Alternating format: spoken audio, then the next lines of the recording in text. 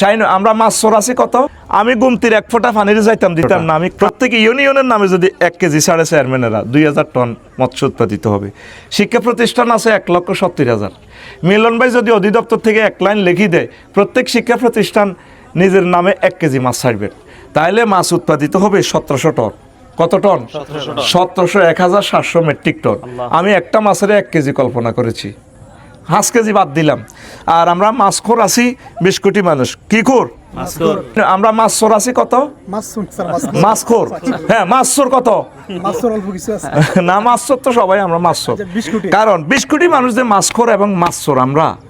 তাইলে আমরা যে 63 গ্রাম করে খাই, প্রত্যেকে যদি 1 কেজি করে ছাড়ি তাইলে কত উৎপাদন হবে? 800 কোটি মানুষের মাছ উৎপাদন হইব বাংলাদেশে। এত পরিমাণ পানি নাই। তাইলে পানি কি বাংলাদেশে কম না বেশি? কম। কম তোরা দেশের বেশি।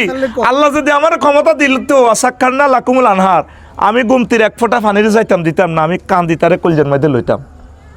অক্টেন 140 টাকা না, আমার এই গুমতি নদীর 1 ফোঁটা পানির দাম আসমান জমিন পরিমাণ মূল্য। বাংলাদেশিরা তোমরা আমেরিকা, ইটালি, লন্ডনকে ফিসে ফেলাইতে পারবা, তোমরা একটু কষ্ট করো।